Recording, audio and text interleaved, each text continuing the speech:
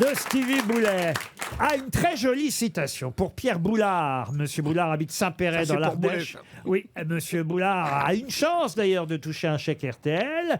C'est quelqu'un qu'on cite plus rarement et c'est une très belle phrase qui a dit: la relativité est le mot par lequel on fait semblant de connaître Einstein. Ah, Newton. Non. Non, ça peut être Einstein lui-même. Non, c'est joli quand même. C'est évident. Oui. Woody Allen? Woody Allen, non. Non, Franklin Benjamin. Non, bah quoi? C'est Benjamin. Benjamin Franklin. Oui, j'ai dit le nom de famille en premier. Il n'était pas né. Non, mais elle est si belle, on va essayer de la retenir. Mais bien sûr, la relativité est le mot par lequel on fait semblant de connaître Einstein. Est-ce que c'est un Français? Oui. Ah, il est Mort. vivant? Donc il est mort. Alors un Français mort. Un mort- humoriste? Mort en 2005. Alors, humoriste dans ses écrits en tout cas. Darry Cole? Non, il est Darry mort Cole. après. Non, bah vous l'avez bien imité, dites donc. De connaître. Darry Cole. De Vos, hein. Non, un célèbre PD, si ça peut vous aider. Ah, Sevran. Mais non. Ce sont les initiales que je donne. Pierre Daninos. Pierre Daninos? Pierre Daninos, bonne réponse de Gérard Jugnot. C'est Pierre Daninos, l'auteur des carnets du major Thompson. Pardon à mon cher Pascal qu'on embrasse de là-haut. Ah bon? Ah non, de là-bas. Oh, que de là-bas, oui. D'en bas. Pour aller là-haut. Il a rien qui va. Il est très en forme. vous l'avez connu, vous, Pascal Sevran? Ah bah j'allais chez lui faire la bringue et tout. Ah bon? Mais Il que avait la un bringue. appartement sur l'île de la Cité qui donnait sur Notre-Dame de Paris, absolument incroyable. Ah oui? Il avait un parquet de chaque couleur, chaque lame était jaune moutarde, bleu nuit, Quelle horreur. Bordeaux. Ah non, Oui. c'était magnifique. Son appartement Et était comment très vous avez beau. connu le parquet comme ça? À force d'être sur les genoux, patron.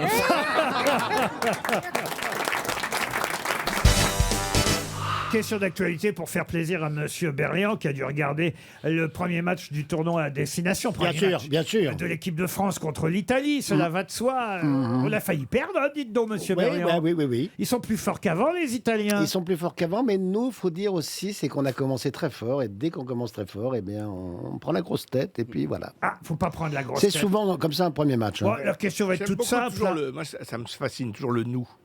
Oui, parce que... C'est-à-dire, Quand tu vois ce pauvre Berléand, tu dis nous, on a eu. Parce que j'en ai fait, mon pote, d'accord? J'étais longtemps. parrain du top 14.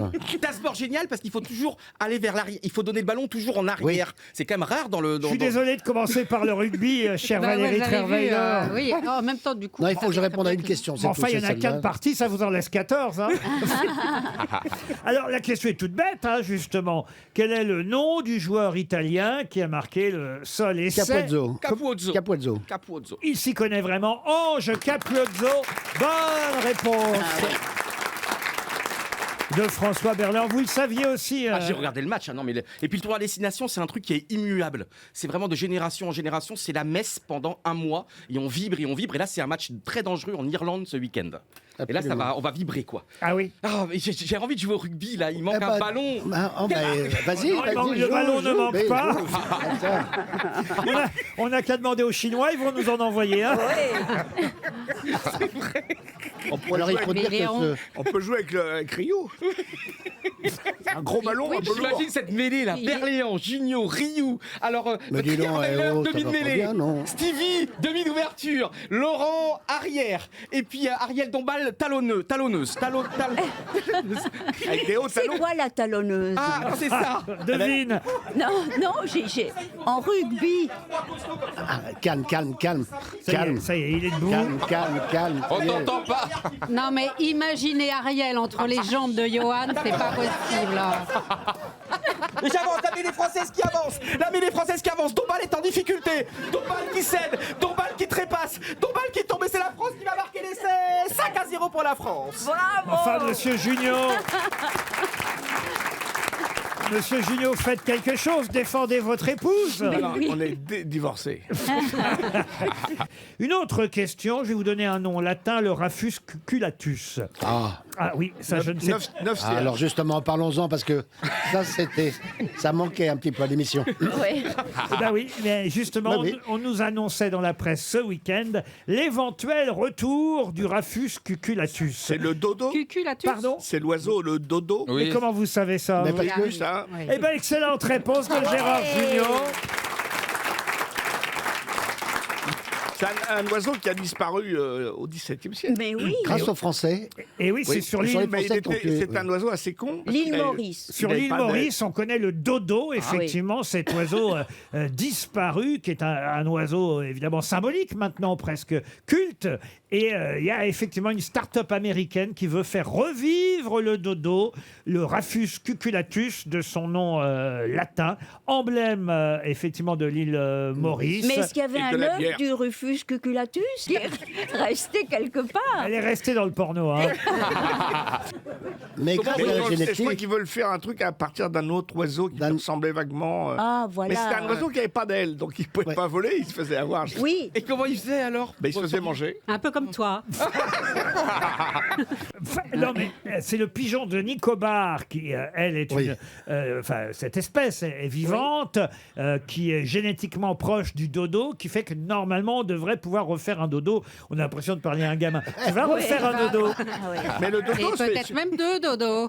c'est surtout une bière à La Réunion et à Maurice. Ah oui, le La- dodo. La dodo, oui. Ah, j'ignorais, monsieur. C'est bien, vous avez fait toutes les îles alors. Vous, Non, j'ai travaillé là-bas. Parfait. Le dodo, en tout cas, pourrait effectivement Se réveiller.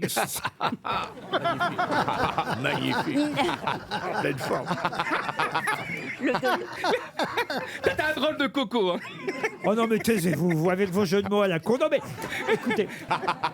Non, je vous jure, monsieur. Oh, c'est vrai, je vais vous arrêter, jure, je sais alors. pas qui vous a dit de faire des jeux de mots. Depuis tout C'est petit. naturel. Et dans les papiers, je faisais beaucoup de jeux de mots. Quand j'étais en presse écrite, je faisais énormément de jeux Ah de oui, mots. oui. C'est vrai. Alors, le dernier pour la route, si vous voulez. c'est mais- vrai. Alors, Aïe, aïe, c'est aïe. quoi un bulldog qui a fait beaucoup d'études? C'est un scientifique. Les premières années, c'était bien parce que vous faisiez pas de jeux de mots. Ah, c'est Voilà. Vous voyez. Et là, ça se gâte, là. Voilà. vrai. D'accord, je vais arrêter, chef. Je vous le dis d'avance, vous C'est voyez. vrai. Hein. Mais c'est ma passion, c'est terrible parce que vous me frustrez de ma passion. Oui, mais Oui, mais c'est pas une bonne passion. il y a des auditeurs, vous C'est voyez. vrai, d'accord. En tout cas, le dodo réveillé, ça, c'était joli. Oui, mais c'est Gérard Junior. Et ça. oui, c'est Gérard. Mais Si- lui, des, mais lui, pour faire. des deux jumeaux, il y en a un de drôle. Rio, c'est un scientifique. Eh ben, ça, c'est mieux déjà.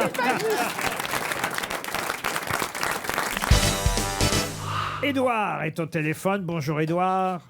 Bonjour à tous. Alors Édouard, vous êtes particulier comme auditeur parce que d'habitude les auditeurs nous posent des questions, on va dire, qui concernent directement les grosses têtes. Et vous, sur lesgrossetêtes@rtl.fr, vous nous avez posé une question, finalement, une question d'ordre général, mais c'est intéressant parce on va voir comment chacun y répond. Votre question est toute simple. Est-ce que vous pouvez nous la poser, Édouard? Oui, quand on va au théâtre, quel est le pourboire qu'on doit donner aux personnes qui nous installent dans la salle? Combien de pourboires doit-on donner aux ouvreuses? C'est bien ça? C'est ça. Un seul, Oui. un pour boire. 5 euros environ, 5 euros, moi je laisse 5 euros. Ah bah 5 euros, c'est bien. Ouais. Alors là, 5 euros, elles sont contentes, Ah, je oui, peux vous dire. Alors ça dépend des endroits, parce qu'il y a des endroits où on C'est n'a interdit. pas le droit de laisser de Voilà. pourboire.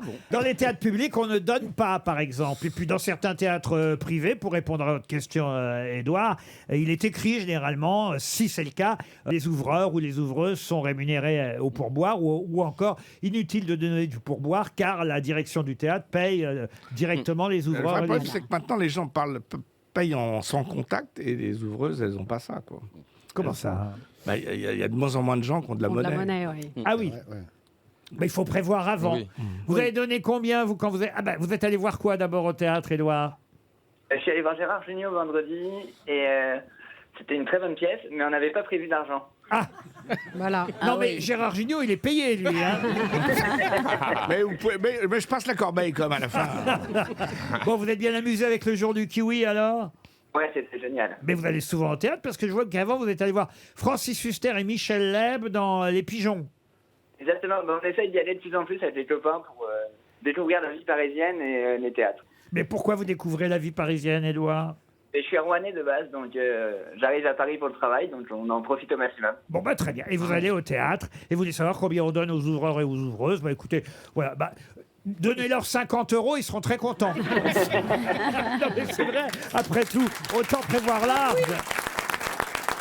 Luba est au téléphone, ou Louba, je ne sais pas comment je dois prononcer. Bonjour Luba. Bonjour, c'est Louba. Louba, parfait. Alors vous dites que vous nous adorez, que vous écoutez les podcasts, votre mari veut demander le divorce tellement vous nous écoutez, c'est bien ça? Il n'en peut plus de vous entendre. Et votre fille de 7 ans, pareil. Et ma fille de 7 ans, elle croit que la seule émission qui existe sur la radio, c'est vous. En fait. Donc, et vous même dites... quand j'écoute les infos, elle croit que c'est RTL, enfin, elle croit que c'est les grosses têtes. Voilà, Elle me demande sans arrêt de vous appeler, car je lui dis que malgré mes nombreuses inscriptions, je ne suis jamais sélectionné pour aucun jeu. Pour ne plus voir la déception dans le regard de ma fille à chaque fois que le téléphone sonne, et pour que mon mariage tienne le coup, pouvez-vous me faire passer à l'antenne? Ben voilà, c'est fait, comme ça vous allez être une héroïne aux yeux de votre fille. Elle gagne rien. Merci beaucoup. J'ai eu mon quart d'heure de gloire grâce à vous. Tous mes collègues sont fiers de moi. Ma fille va être super fière. Donc, Un quart d'heure, n'exagérez pas, on va se quitter. 2 minutes. Je peux parler pendant un quart d'heure, il n'y a pas de souci. 2 minutes suffiront, Louba. Une petite montre quand même. Ah, une petite montre. Alors une montre enfant peut-être. Une montre enfant, elle serait ravie. Justement, elle est en train d'apprendre à lire l'heure. Donc, ça tombe bien. parfait. Alors écoutez, on n'en a pas de montre enfant, mais on enlèvera les aiguilles. On vous envoie une jolie montre, Louba. On vous embrasse. Ah, j'ai un autre message signé Sophie, assez mécontente, Sophie, de cette rubrique même que nous sommes en train de faire, la rubrique des auditeurs. Bonjour Sophie. Bonjour à tous. Bonjour. Vous la trouvez nulle cette complètement. Bah oui. Complètement. Ah non, mais les auditeurs, il faut vraiment qu'ils apprennent à travailler leur chute. C'est terrible. Surtout le pire, c'est ceux qui veulent venir en tant que grosse tête à l'émission. Ah oui. Et à chaque fois, vous les testez en leur demandant s'ils peuvent nous raconter une blague. Et à chaque fois, le malaise. Vous en avez nul. Mais le pire, c'est pas les auditeurs, c'est qu'il y a Johan Rioux, c'est pareil. Mais oui, c'est bien. Il les raconte encore pire que Rio. Il faut voir le niveau, quand même. Et vous en avez une à nous raconter? Oh là, moi, des blagues. Vous savez, moi j'ai le niveau d'humour de Toen quand son dealer est en vacances. Ah, c'est pas mal. Alors, vous nous avez même envoyé une petite caricature du début de l'émission qui m'a beaucoup fait rire, je dois dire. Voilà, je vous la fais. Qui a dit Coluche? Non. Jean-Yann? Non. Sacha Guitry? Non. C'est un PD. Pierre Desproges, Pierre Dac ou Poivre d'Arvor? Quand Stevie est là, au moins on a Pascal Sevran comme réponse.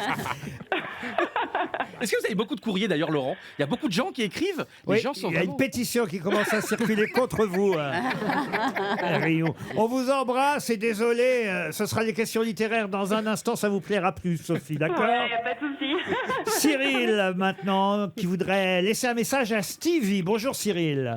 Bonjour Laurent, bonjour à toute l'équipe. Vous voulez que je lise le message que vous avez laissé sur lesgrossetêtes@rtl.fr? Bah allez-y, je vous laisse l'honneur. Alors, à moins que vous vouliez vous-même passer votre message, je vous en prie, Cyril. Écoutez, je peux le faire volontiers. Ma demande est toute simple. Le Père Noël nous a offert donc un billet d'entrée pour les 24 heures du Mans. Génial. Et c'est très compliqué de se loger en fait sur le secteur. Ah bon? Donc je voudrais savoir si Stevie aurait une chambre pour moi et toute ma famille. Mais vous êtes pour pouvoir combien? bénéficier. On est quatre. Ma femme et puis mes 2 enfants. Ah, votre femme, les 2 enfants. C'est vrai que cette année, c'est le centenaire et il y a beaucoup de gens qui cherchent à réserver Mais Stevie, sur la région. Vous avez une grande cuisine. Bah oui, mais je vais pas les faire dormir dans ma cuisine. Un lit de camp face à la Joconde, ça vous tente? Mais sinon, vous pouvez demander à François Fillon, il a un château. Vous n'avez pas vu chez Stevie, c'est quasi un château. Ah non, je connais pas. Il y a combien de chambres chez vous? 2. 2? Il y a que 2 C'est chambres. un petit château. Petit château. On s'adapte. Ah non, mais j'ai des grandes pièces. En fait, j'ai que des jardins. Ah. Et il y a Mais 2 peut-être lits. qu'ils ont une tente, ces gens-là, pour mettre dans le jardin. Oui, à la rigueur, je pourrais éventuellement leur prêter un bout de mon jardin pour installer une tente. Mais, mais je pense que j'ai des copains hôteliers, je peux essayer de me renseigner pour vous. Est-ce que vous êtes prêt à monter une tente, Cyril? On peut tout faire, vous savez. Eh ben, vous m'envoyez vos photos. Ah, Rémi est au téléphone maintenant. Bonjour Rémi. Bonjour à tous. Alors Rémi voulait m'inviter au restaurant avec la grosse tête de mon choix. Si possible Ariel Dombal parce que ça vous coûterait moins cher, m'avez-vous écrit Rémi? Oui. C'est bien ça, parce qu'en fait vous voulez me poser des questions auxquelles dites-vous je n'aurai pas le temps de vous répondre pendant l'émission. C'est pas vrai, j'ai vu les questions, je peux vous répondre très rapidement. Allez-y, une par une. Je voulais savoir un petit peu comment vous castez vos grosses têtes. Est-ce que c'est par infinité ou pas? À votre avis, vous avez vu le niveau? Mais oui, non, mais c'est ça. Est-ce que toutes les grosses têtes couchent ensemble? Ah non, je peux vous dire que non. Bon, je tire pas dans la vermeille. Hein. Et avez-vous des nouvelles de vos anciennes grosses têtes? Lesquelles, par exemple, Rémi? J'adorais Pierre Bénichou. Ah, mais oui. Alors, je vais vous donner des nouvelles. Vous êtes en contact. Je vais vous donner des nouvelles. Il n'a pas bougé. Très bien. On vous remercie, Rémi. La première question littéraire du jour pour Pascal Elle est pour Henry. moi. Oh, ça m'étonnerait. Oh, Encore que ce soit une question littéraire à la portée de tout le monde, en effet. Je vais vous donner le titre d'une nouvelle qui se déroule en Alaska et qui s'appelle Le Phoque Blanc. Dans quel livre, n'y voyez aucune allusion, monsieur Stevie, dans quel célèbre ouvrage publié pour la première fois en 1894 trouve-t-on cette nouvelle, Le Phoque Blanc, qui se déroule en Alaska? Alors, Jack London? Jack London, non. Est-ce que c'est un Américain? Ce n'est pas un Américain qui a écrit ce recueil de nouvelles, non. Du Jules Verne? c'est un Français? Ce n'est pas un Français non plus et ce n'est pas du Jules Verne. Alors, c'est qui? Un anglais, alors plutôt le. Alors effectivement, c'est plutôt un Britannique, comme vous dites. C'est plutôt Stevenson? Du Royaume-Uni en tout cas. Stevenson, Poe non. Edgar Poe, non. Ah, Bibi Phoque? Ah, Bibi Phoque. Oui, c'était un dessin animé extraordinaire aux années 80. Bibi Phoque. Dans l'Antarctique, le roi des Oh là là, phoques. ça y est. Et puis j'avais même. Non mais quand j'étais en 6e et en 5e, mon sac à dos c'était Bibi Phoque. Oh je vous non, assure. t'as pas fait ça Mais quand c'était les même. créateurs, Oh c'était là Dorothée. là Mais c'était génial. Mais Oh, la honte. tu as quel âge? J'ai exactement? 44 ans. Ah. Et dans les années 80, c'était Bibi Phoque, c'était énorme. Il a 44 ans et demi. Mais vous vous souvenez pas de ce dessin animé? Bibi Phoque, le roi des phoques, dans l'Antarctique. Ça suffit. Fuck you. Non, mais t'as bien. Non, on vous avait... C'est mon dernier. Avouez qu'il est bon celui-là. Mais même pas, mais non. Oh, l'autre, il s'y croit, quoi. Mais promis, c'est le dernier. Mais comment il fait Jean-Luc Lemoyne pour vous supporter tous Je les fais jours? pas de jeu de mots du tout. Je fais pas du tout de jeu de mots dans Samedi d'en rire. C'est que pour vous, il vous les réserve. Il vous les réserve. Il vous les Bon réserve. alors donc, quel est ce célèbre roman, un très célèbre L'île mystérieuse. Cro-Blanc? Cro-Blanc, non. Un russe qui a écrit. Ah, ce n'est pas un russe. Un non. anglais. Un Britannique. Est-ce que c'est un voyageur? Ah, en tout cas, c'est quelqu'un qui effectivement a voyagé, puisqu'il a passé son enfance en dehors du Royaume-Uni. Est-ce Mais que c'est Rudyard Conrad? Kipling? pardon, Rudyard Kipling? c'est Rudyard Kipling. Ah, déjà. If. Et dans quel célèbre livre de Rudyard Le Kipling? livre de la jungle. Dans le livre de la jungle. Bonne réponse collective, aidée par Monsieur Berléand. Non, j'ai rien dit, moi. C'était le piège, effectivement. Mais oui. Parce que dans le livre de la jungle, tout ne se passe pas, Pas dans la jungle. dans la jungle, en Inde, non. Dans le livre de la jungle, en tout cas le premier livre, parce qu'il y en a eu 2 livres de la jungle, les chapitres, les nouvelles s'appellent Les Frères de Mowgli, ça c'est le premier. Ouais. La chasse de Kaa, c'est le deuxième. Au tigre, c'est le troisième. Et après, on part en Alaska. Oui, mais Balou, ouais, par non, mais- exemple. Donc Balou aussi. Balou, il est ici, Balou. Non, c'est Balourd, hein, ici. Pas de jeu de mots, on a dit, c'est fini. Ça dépend de qui. Si, d'abord, la première dame, elle a le droit. Ensuite, c'est beaucoup plus drôle que les vôtres. Et puis, c'est vrai que cette question littéraire nous a permis d'apprendre que le livre Ah de oui, la moi, jungle j'ignorais. ne se passe pas toujours dans la jungle. Il faut se méfier des titres. Parfois en Alaska, effectivement, c'était le piège de cette question, puisque la 3e nouvelle, c'est un recueil de nouvelles, en fait, le livre de la jungle, et la 4e nouvelle, pardon, s'appelle Le Phoque Blanc et se déroule en Alaska. Bravo, Monsieur Berléand, d'avoir retrouvé le nom de Rudyard Kipling. Bravo. Je ne sais pas pourquoi je vous dis bravo, d'ailleurs, vous, parce que vous méritez... Mais dites-moi mon prénom et votre nom, mon nom. Pardon? Pourquoi vous dites bravo, mais sans aller jusqu'au bout? Parce que je vous regarde et d'un seul coup, j'ai un mouvement de recul. Un autre célèbre livre à identifier maintenant pour Francis Pandolfo, qui habite Vertou, en Loire-Atlantique. Tout le monde connaît. Où ça? Vertou. Ah, c'est à côté de la Roche-sur-Yon, non? Loire-Atlantique. Vertou. Écoutez, on s'en fout où c'est. Ce qui compte, c'est la question qui vient derrière. Oui. Puisque je vais vous parler d'un monsieur qui s'appelle Humbert Humbert. Humbert. Et on connaît moins Humbert que l'autre personnage. Si, moi je sais qui c'est Nabokov. Alors non.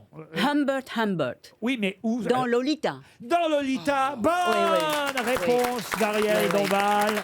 Oui.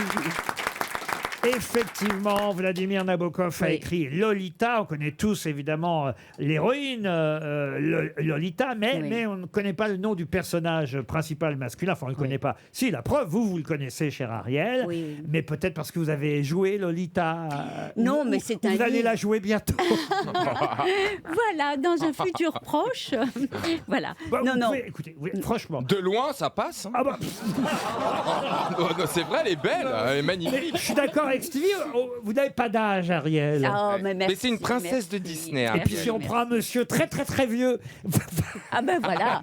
Ce qui compte, c'est tenez, la... on prend Berléand par exemple. Ah non, moi je suis candidat. Je suis très vieux, franchement. Ce serait génial. On n'a pas dit qu'on jouait Blanche-Neige et les 7 nains. On a dit qu'on jouait Lolita. Alors Lolita, c'est effectivement la relation entre un monsieur plus âgé et une jeune fille. Vous pourriez jouer la jeune fille. Oui, non, tout de même pas. Mais maintenant, malheureusement, dans ce politically correctness dans lequel on est et dans le woke, alors il y a des passages de Lolita qui sont censurés. En tout cas, Ariel Dombal a lu Lolita de Vladimir Nabokov, un livre qui effectivement serait peut-être interdit aujourd'hui. Oui, Et le oui. personnage principal, celui qui fait une longue confession, effectivement, qui se présente comme un infolepte et qui décrit la relation qu'il a avec la jeune Dolores. Il s'appelle bien Humbert ou Humbert. Bravo Ariel Dombal, il connaît la littérature. Pour Monsieur Forgeron qui habite à Hasbrook dans le Nord, et la question nous emmène en Bretagne puisque les Port-Salais sont en deuil depuis quelques jours. Pour quelles raisons les Port-Salais sont-ils en deuil? Donc c'est les habitants de Port-Salle. Oui. C'est là où il y a eu d'ailleurs la tragique la Mococadis. Et qu'est-ce qui se passe à Port-Salle? Donc un Port-Salais est mort, un Port-Salais célèbre est mort? Oui, absolument. Ce ne sont pas les petits porcelets. Hein. Non. Non. J'ai pas dit Port-Salais, j'ai dit Port-Salais, Ariel. Port-Salais. Un artiste? Un artiste, oui, c'était un artiste. Chanteur? Alors, Port-Salle, il faut savoir, c'est une localité côtière, hein, Ah oui, monsieur. mais c'est l'une des plus grandes tragédies de l'histoire de l'écologie avec la Mococadis en 78, Ah, c'est là. en mars 78. Et là, ça avait été détruit Et pendant ça des fait mois et des partie mois. de la commune de Ploudalmézeau. Oui.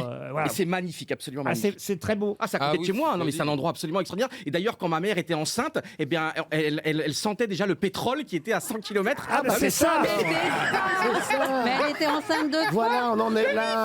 Mais voilà. La Mococadis, ça a été 15 jours avant ma naissance. Mais je vois bien, on le Et voit donc bien c'était maintenant. terrible parce qu'on sentait Mais le pétrole à évidemment. 200 bords. Non mais c'est la vérité absolue. Mais Bien oui. sûr, c'est ça. Juste avant ma naissance, il y a eu la mort de Claude François et puis il y a eu la Mococadis. Mais bien sûr, c'est ça. Et donc, La Mococadis, ça fait des enfants lourds. La Mococadis, ça fait des enfants lourds. vous êtes déchaînés, c'est génial. On continue. Tchac, tchac, tchac, Non, tchac, non, non, tchac, tchac, aïe, aïe, aïe. Il ne sait pas quand un truc doit s'arrêter. Parce que je suis toujours embarqué dans le bonheur et tout. Aïe, Mais qui est aïe. mort? Mais si, je l'ai vu, je l'ai lu dans la presse hier ou aujourd'hui. C'est un chanteur? Un chanteur, non. Un sportif? marin Un marin, Non, un sportif. journaliste, un Un journaliste. journaliste, non. Un acteur? Non, ce n'est pas Philippe. Ah, mais si, Un Philippe écrivain Tesson. Ce n'est pas Philippe Tesson. J'aurais Non. dit oui, un journaliste. Ah oui. Ouais. Mais ce n'est pas Philippe Tesson, Un en tout sportif, cas, un sportif. à qui on rendra hommage écrivain par ailleurs. Un écrivain, un sportif, non. Un homme politique? Non, moi j'ignorais qu'il était de ce côté-là et qu'il s'était retiré à Port-Salle, en Bretagne, donc dans la commune de Ploudalmézeau. Il vient de mourir à 88 ans. Hein. Ah, Et son nom était dans tous les journaux ces derniers jours. Il a fait quelque chose d'utile à la France. Ah bah, quand même, oui, effectivement. Je me demande même s'il n'a pas été décoré, je regarde, oui, officier de la Légion d'honneur, hein, tout de même. Écrivain? Écrivain, non. Scientifique. Acteur, non. Alors, scientifique, on va dire qu'à un moment donné de sa vie, il a cru ou voulu l'être. Ah, c'est Paco Rabanne. Paco Rabanne. Paco Rabanne, bonne réponse. Ah, bah, après, c'est énorme. Ah ouais. Non, mais lui, Mire lui a coûté cher. Paco Rabanne, effectivement, qui était couturier au départ, parfumeur aussi. Bon, alors après, il s'est lancé effectivement dans des prédictions qui se sont hasardeuses, souvent révélées fausses. Bah, la Terre allait s'arrêter à l'an 2000, le Mir allait tomber. C'est dommage parce que c'était quand même un génie, ce gars-là. Alors, il était marrant en même temps, hein, parce qu'il faut quand même le dire, je suis pas sûr qu'il croyait vraiment à ce qu'il disait, mais il avait trouvé un moyen de faire parler un peu de lui. Ouais, c'était un créneau, quoi. Voilà, c'était un créneau. Et puis Non, mais il n'avait pas besoin de ça, parce que c'est quand même un créateur étonnant, un visionnaire. Des robes en métal et tout. Mais il croyait en la très beau. réincarnation, et ça, je vous jure que c'est vrai, ça a été écrit dans les journaux ces dernières 48 heures. Il paraît qu'un jour, à l'Élysée ou à Matignon, il était assis à côté d'Édouard Balladur, et il a dit à Balladur: vous savez que vous avez été pute. Vous savez que vous avez été pute sous Louis XIV. Ah, Balladur. C'est pas vrai. Si, je vous jure. Ah, la gueule du Balladur, j'imagine. Et là, il y a Édouard Balladur, il a une sorte de goitre. Il est remonté. Il a avalé son assiette d'un coup, vous voyez. Et il lui a dit... Il ressemble au dodo.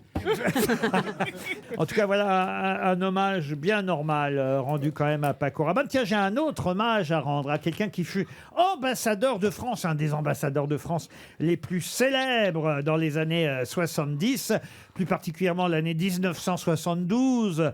Il fit beaucoup parler de lui cette année-là en tant qu'ambassadeur de France. Mais de quel célèbre ambassadeur de France s'agit-il ? Il n'était pas navigateur aussi? Non, il n'était pas navigateur. Il est toujours vivant? Ah bah non, il vient de mourir. Il a été très peu de temps ambassadeur de France, mais en fait, ça l'a marqué à vie, ce poste. Ah, parce qu'il a vécu un événement incroyable, peut-être? Pas du tout. Parce qu'il était écrivain aussi? Non. Non. Alors c'est vrai qu'il a écrit aussi, oui, ça on peut le dire. Donc ça a été une année décisive pour sa vie. Il a écrit avec son épouse. Ça, pour Avec le coup, son épouse. Oui, pour le coup, ça a été effectivement décisif. L'année 72, c'est peut-être le moment où on l'a effectivement le plus découvert quand il fut ambassadeur de France. C'est un lien avec la politique ou un événement international? Non. Est-ce que c'est un personnage C'est une femme, peut-être? de fiction? Oui, c'est un personnage de fiction. Alors, pas la personne qu'on cherche, mais c'est dans une fiction qu'il était ambassadeur de France. Ah, d'accord. Alors, il a joué un rôle donc d'ambassadeur. Oui, ça. et c'est effectivement là quelque chose qui l'a rendu célèbre, et ça a été pendant des années l'ambassadeur de France le plus célèbre. Dans une série ou dans un film? Une série, oui. Ah, Louis Vell. Louis Vell dans La Demoiselle d'Avignon. Bonne réponse de Gérard Jugnot. Bravo Gérard. Eh oui, évidemment, les plus jeunes. Il est passé très inaperçu. Les plus jeunes ne peuvent pas se souvenir. Moi, je connais pas. De La Demoiselle d'Avignon, mais toute ma génération a été bercée par cette série avec Marthe Keller et Louis Vell. Louis Vell, il était ambassadeur de France en Curlande. Curlande, c'était un royaume imaginaire inventé par Frédéric Hébrard et Louis Vell lui-même, parce qu'il écrivait avec son épouse les séries qu'on pouvait voir à la télévision. Et Marthe Keller était la princesse qu'ils croisaient dans un supermarché, l'un et l'autre, et c'était une histoire d'amour impossible. Finalement, évidemment, ils vont se retrouver. La France s'est passionnée pour la Demoiselle d'Avignon pendant des années et des années, et Louis Vell a été un des séducteurs les plus célèbres de la télévision et du cinéma français à une certaine époque. Il a joué dans des films comme Le Permis de conduire, et après il est revenu à la télévision dans Le Mari de l'ambassadeur. Vous voyez, c'était quelque chose qui au fond lui collait à la peau, cet ambassadeur, un diplomate fictif, Louis Vell, qui nous a quittés. Et son fils, François Vell, je crois, effectivement, réalise des films. Absolument. Et son décès est passé inaperçu. Bah, pas ici, pas aux grosses têtes. Parce c'est que très bien. Moi, j'aimais beaucoup Louis Vell, et je me souviens que j'étais allé au cinéma dans les années 70 voir Le Permis de conduire, Les murs ont des oreilles aussi, ou encore L'Intrépide. Et après, on l'a vu effectivement à la télévision dans Docteur Caraïbe, Le Mari de l'ambassadeur, ou même Le Château des Oliviers. On lui doit aussi ce feuilleton avec sa femme Frédéric Hébrard. Frédéric Hébrard qui fut pendant quelques années aussi grosse tête chez Philippe Bouvard. Louis Vell est décédé lui aussi. On voulait lui rendre hommage. Monsieur Berléand, vous voulez qu'on vous rende hommage de votre vivant, c'est ça? Oui, ce serait bien. Comme Il ça, fait une petite crise, là. Oui. Comme Louis Vell. Vous êtes jaloux de Louis Vell? Bah oui, Vous ne parce soyez que... pas jaloux, vous êtes vivant, vous, au moins. Oui, mais j'ai fait aussi un rôle d'ambassadeur, par exemple. Il n'a pas marqué, ça n'a pas marqué du tout. Dans quel film Bah, c'est une télé qui s'appelait Madame le Consul. Tu vois, Le problème, c'est qu'on ne sait pas si on va vous survivre, hein, monsieur Berléand. Mais faisons-le maintenant. Ah, alors, d'accord, moi je veux bien commencer, si vous voulez. Ici J. François Berléand. Toujours élégant, aux grosses têtes, il fit le savant. François Berléand, tu nous manqueras longtemps. Je passe la parole à ton compagnon des choristes, Gérard Jugnot. Voici le goupillon, Gérard.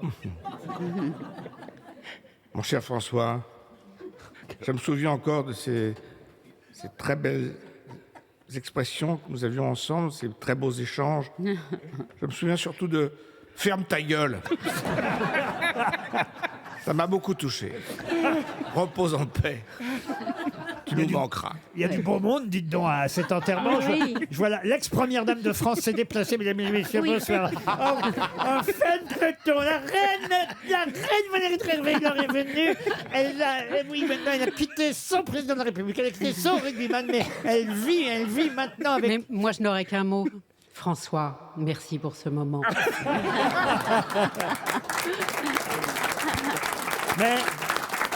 Mais je passe la parole au commentateur Johan Rioux qui va vous commenter les obsèques, mesdames et messieurs, bonsoir. Il va vous commenter les obsèques de François Berléand. C'est parti. Mais non, mais c'est une C'est lui triste qui va mourir. C'est lui qui va mourir. Nous sommes sur TF1, il est 11h40, l'église de la Madeleine se remplit de plus en plus, tout le cinéma français est là, Claude Lelouch, Gérard Jugnot, Catherine Deneuve, et là regardez le monde incroyable, parce que pour rendre hommage à ce digne représentant du cinéma sympa, français... il vous voit partir avant Catherine Deneuve. Moi, je pensais que t'allais faire... Je pensais que t'allais faire... voilà le cercueil qui arrive et qui va brûler, parce que je vais me faire cramer. Oui. Et là, c'est Alain Delon qui se présente sur l'autel. Et Alain Delon prépare le discours. Prépare-toi, c'est rapide. Attendez, une petite page de publicité et on revient dans 2 minutes. Ah, voulez-vous faire brûler, monsieur Berléand? Oui. C'est bien de nous le dire, parce que... Ça laisse pas de traces comme ça. Moi, j'ai changé d'avis. Avant, je voulais la crémation et j'ai changé d'avis il n'y a pas longtemps. On a un bilan carbone Non, mais c'est désastreux. chaud au début, puis après, on s'habitue. Oui, Mais non, mais avec la prouesse Non, mais il technologique. y a un bilan carbone désastreux. On voit partir les gens là dans le... Ouais, c'est horrible. Ah oui, ouais, moi aussi, Laurent, ça ce me sera donne- au Havre, Laurent, ce sera au Havre. Mais non, vous nous l'avez dit, Non, ce cimetière marin de Venise. Ah, ouais, Oh, bon, je viendrai. Oh là là, on ira. Hein. On se fera un voyage chaque fin de saison des grosses têtes. On ira voir Laurent. Parce que Si t'es encore là. si vous pensez que vous allez être encore aux grosses têtes quand je serai plus là. Allez, j'ai fait une boulette là. Aïe. Ah, le Johan. Tiens, un anniversaire, quelqu'un qui fête ses 70 ans. Aujourd'hui, on va pas l'appeler, on va pas le déranger, hein, parce que c'est jamais agréable, 70 ans. Autant 60, ça va encore. Ouais. Hein? C'est vrai que 70, ça Mais fait... 70, c'est un peu dur. Je verrai. C'est quelqu'un très connu pour, par exemple, cette phrase devenue immortelle. Je vous la donne. Hein. Moi, je tricote des napperons avec le reste des nouilles grimpées sur le balcon. Oui, je l'ai. C'est l'extraordinaire chanteur Gérard Blanchard, Rocamadour. Bonne réponse. Excellente réponse de Johan Rioux. Allez.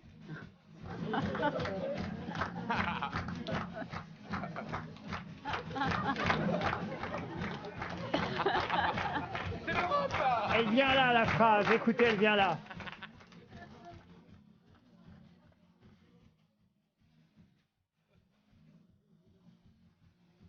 Le refrain qui suit est resté, évidemment. Voilà. Avec ses souliers vernis.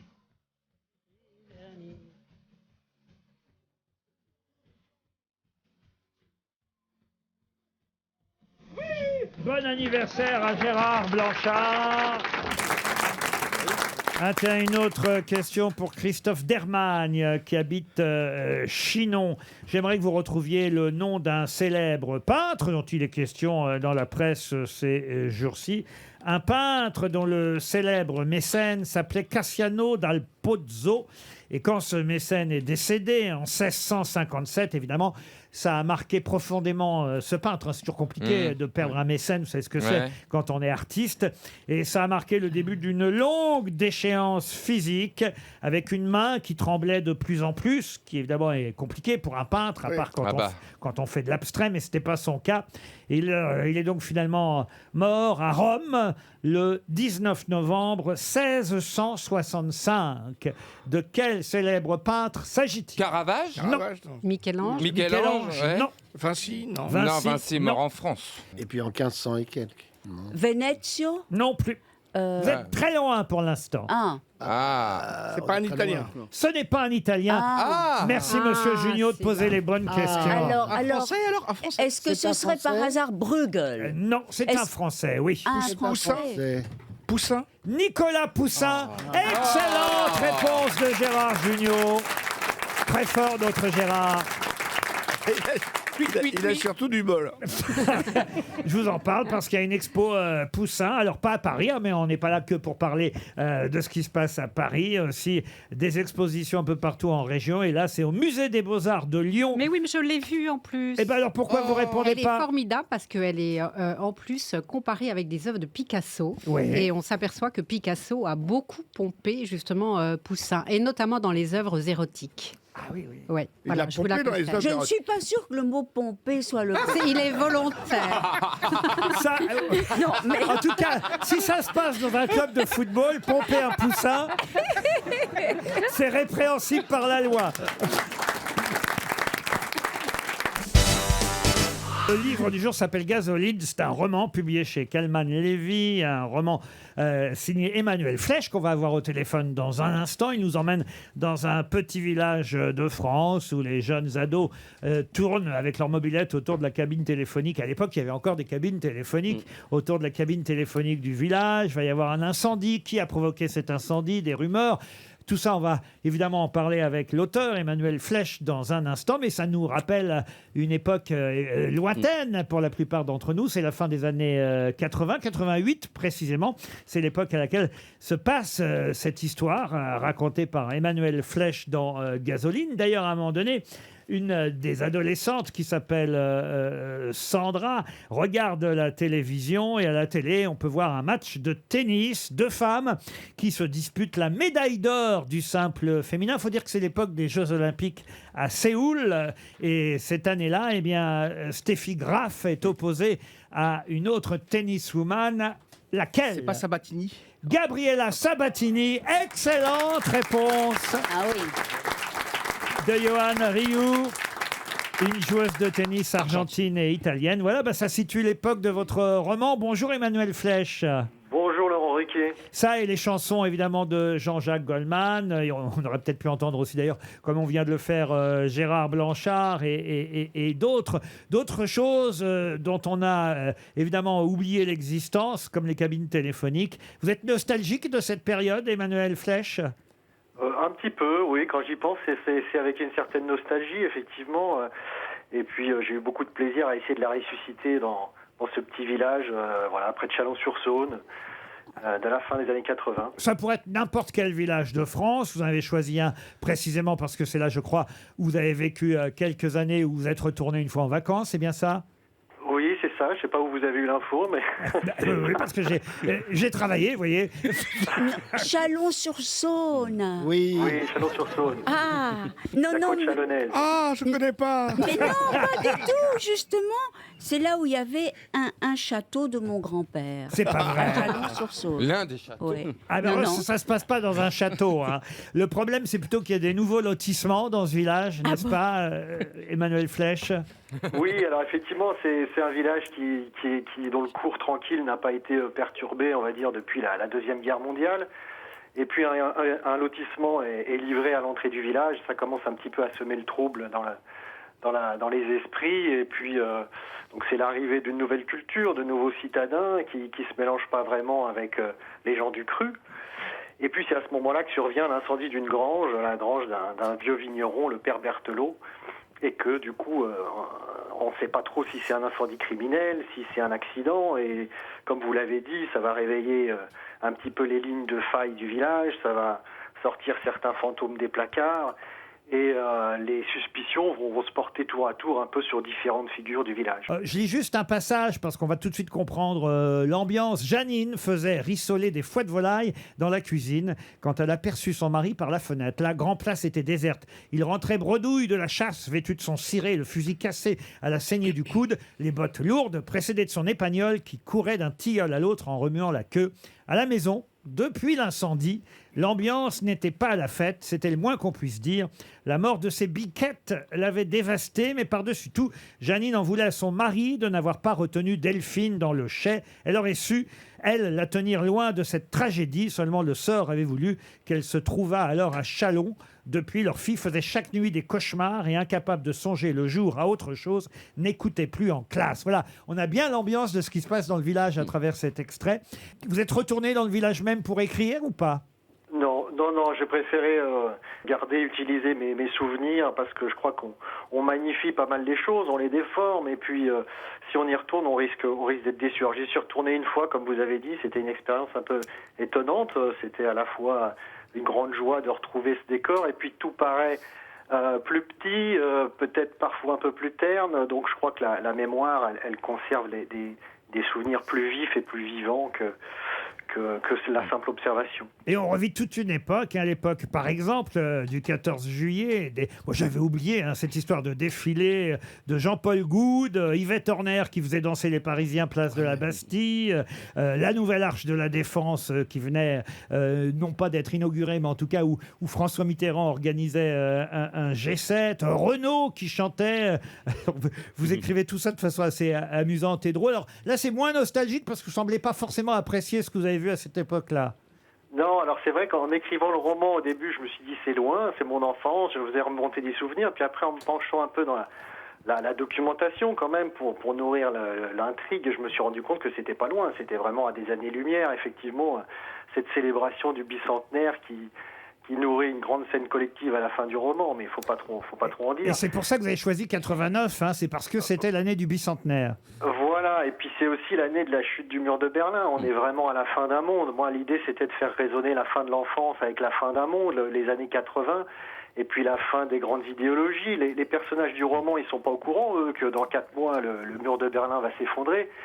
Mais je trouvais ça amusant que le lecteur, lui, sait bien que voilà, les mots URSS, RDA, qui sont encore très, très, très en cours, personne s'imagine qu'ils vont disparaître comme ça subitement, qu'on est au bord d'une bascule historique et voilà. Et du coup, c'était aussi pour ça que je l'ai situé dans en 88-89. Et parmi tous ces adolescents, parce qu'il y a aussi évidemment des amours entre adolescents et adolescentes, vous êtes plutôt Samuel, si j'ai bien compris ? Un peu, oui, un peu beaucoup. Parce que vous étiez gardien de but, c'est ça ? Voilà, j'étais gardien de but, je rêvais, je caressais 2 rêves à 10 ans, c'était de me marier avec mon amoureuse et de devenir le gardien de but de l'équipe de France. Mais malheureusement, passé 12-13 ans, j'ai pas dépassé le 1m72, donc mon rêve s'est écroulé. Et puis, on a déménagé, donc le premier rêve aussi s'est écroulé en même temps, donc il a fallu tout reconstruire. Et est-ce qu'on peut expliquer le titre, Gasoline ? Gasoline, je trouve que ça restitue bien une époque, quoi. On entend une 2 chevaux ou une mobilette.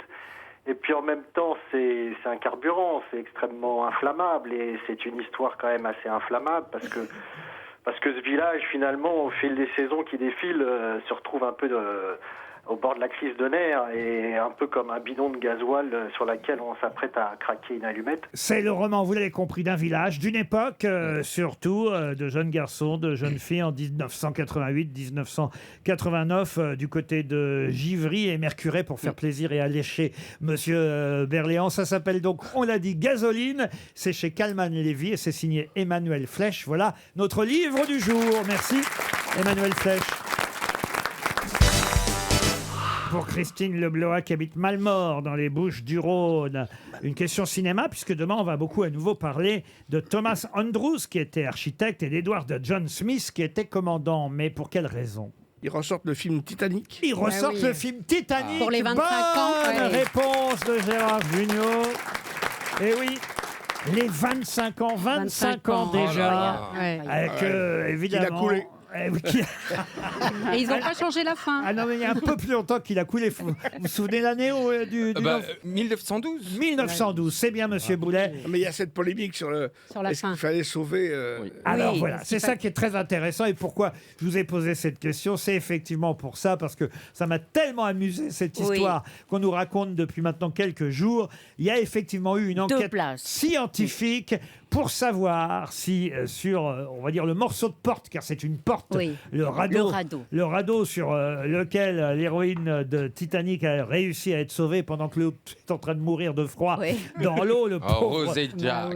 Voilà, le pauvre Leonardo DiCaprio. Donc, James Cameron a fait une enquête parce qu'il a pris au sérieux les reproches qu'on a pu lui faire depuis 25 ans de dire vous auriez pu sauver Leonardo, il suffisait qu'il monte sur la porte avec sa copine. Mais oui. Alors, qu'est-ce qu'ils ont fait? Non, mais écoutez, c'est absolument il a incroyable. tué 3 mecs, en fait. Hein Ah, mais non, mais ça aurait pu. Non, mais j'ai lu, il les a fait plonger dans l'eau froide. Ça aurait pu. Il a justement. fait réaliser une expérience scientifique en Nouvelle-Zélande. Ça s'est passé. On verra d'ailleurs le documentaire bientôt sur National Geographic, la chaîne de télé. Et il a fait reproduire à l'identique le morceau de porte auquel s'accrochaient les deux héros. Le radeau a été placé dans une piscine dans un laboratoire néo-zélandais. Et là, on a mis de l'eau donc à moins 2 degrés de l'eau arctique, vous voyez. Et puis, on a mis des cobayes du même âge, du même poids et de la même taille que Jack et Rose. On leur a demandé de porter des tenues semblables à celles des personnages et de vérifier combien de temps ils pouvaient tenir. 20 minutes, c'est ça? Et le palier a été atteint en 20 minutes. L'homme qui s'est extrait de l'eau a failli mourir. Non, mais c'était effrayant. Non mais c'est dingue. Qu'est-ce qu'il en a à foutre en plus? C'est une histoire. Ils n'étaient pas sur le bateau en vrai de Jack et Rose. Oui, mais les gens n'étaient pas contents. Alors il fallait qu'il prouve que s'il avait été lui aussi sur le radeau, ça n'aurait pas marché. Et il a réussi à le prouver, James Cameron. Il est fou, hein, ce Mais c'était réalisateur. dans une piscine, elle était salée la piscine. Écoutez, j'en sais rien. Ah bah oui, mais alors. Ah mais le sel ça joue. Le sel ça joue, ça fait flipper. Quand tu fais tes pâtes et que tu mets du sel, et ben l'eau elle bout plus vite. Ah mais non, mais c'est Non, une là, vérité. là où il est drôle, le réalisateur, c'est que maintenant il dit sur la base de ce que je sais aujourd'hui, finalement, dans le film, j'aurais fait le radeau plus petit, comme ça, il n'y aurait pas eu de doute. C'est un film qui a battu tous les records. Il se prend la tête pour ce détail-là. Je pense que Tom Cruise, il serait mort normalement au bout de 7 minutes dans Mission Impossible, vu ce qu'il prend. Moi, je me serais sacrifié aussi. Moi, j'aurais fait comme l'acteur, j'aurais laissé Rose vivre et je serais mort pour elle. Ah oui? Ah bah oui, il faut Oui, tout oui, non, mais c'est un film, hein, c'est un film. Après, il a fait carrière. Hein. Je serais sacrifié. Moi, je serais monté sur vous, vous devez flotter, vous, non? Ah mais je vois trop la scène, ça aurait été une belle histoire d'amour et tout, et puis je la vois, et je tombe, et puis je la vois, salut Rose, au revoir, adieu et tout, mais je suis pas sûr que ça aurait le même succès parce que j'ai un peu de mal à voir le côté Leonardo DiCaprio chez vous. Non mais givré comme il est, il aurait pu faire l'iceberg. Et vous, Ariel, vous pouvez nous chanter évidemment l'hymne de Titanic.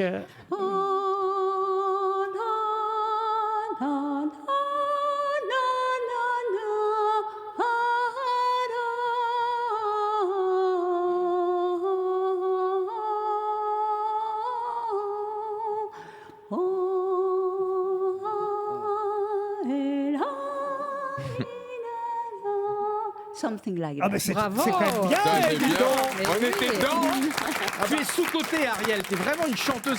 Qu'est-ce que vous dites, vous? Elle est sous-cotée, Ariel. Comment ça, en elle est chanson. sous-cotée? Bah, sous-cotée, ça veut dire qu'en quelqu'un, on reconnaît pas son talent, mais c'est une chanteuse on extraordinaire. reconnaît Tout le monde reconnaît son talent. On reconnaît son talent, mais là, c'est un Non, talent. c'est vrai qu'elle est sous-cotée. Non, mais sous-côté, c'est au contraire, c'est positif, c'est pas péjoratif. Ce que je dis. C'est-à-dire qu'en fait, on te voit comme Vaut une mieux te taire, actrice. je crois que vaut mieux te taire. Mais oui, mais tu prends des cours ou pas? Est-ce que tu prends des cours? Oui, elle commence demain. Non, mais est-ce que d'ailleurs, c'est une vraie question de néophyte. Est-ce qu'il y a des acteurs, sérieusement, tout au long de votre carrière, vous réactualisez, vous prenez des cours, vous voyez vraiment des entraîneurs?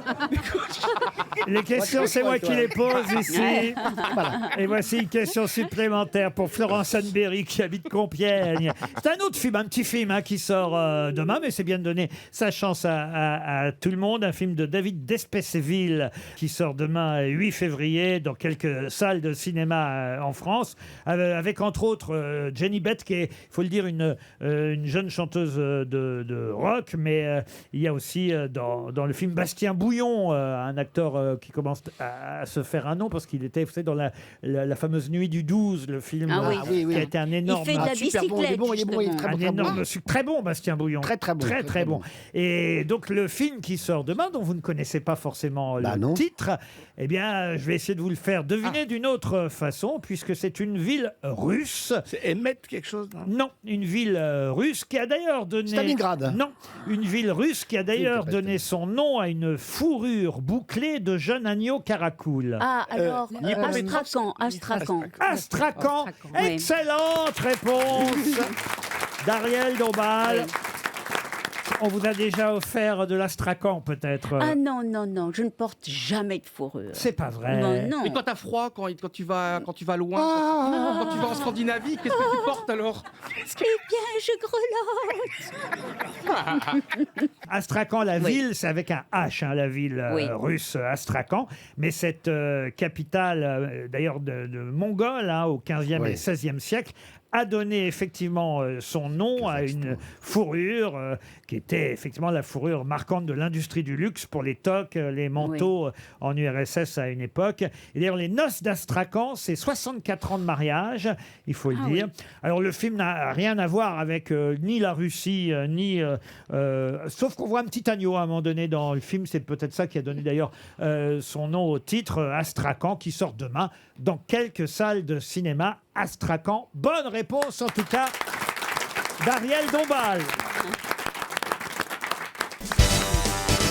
Question pour Monsieur Johan Rioux, histoire qu'il brille un peu à l'attention d'Inès Archaoui. On n'a pas encore distribué de chèque RTL, il faut bien dire. C'est vrai. Et j'aimerais vous parler des familles Maldini, Busquets et Sanchis, qui ont un point commun. Lequel? Ils ont joué à l'AC Milan. C'est la famille, donc il y a le père, il y a le fils, c'est sur plusieurs générations. Par exemple, Paolo Maldini, son père Cesare Maldini était un joueur extraordinaire qui a gagné la Ligue des Champions. Son fils Paolo Maldini, c'est un des plus grands joueurs de l'histoire. Et son fils également, Daniel Maldini. Donc c'est grand-père, père et fils. Oui, mais ça n'est pas suffisant. Savoir que le père et le fils ont à joué... l'AC Milan.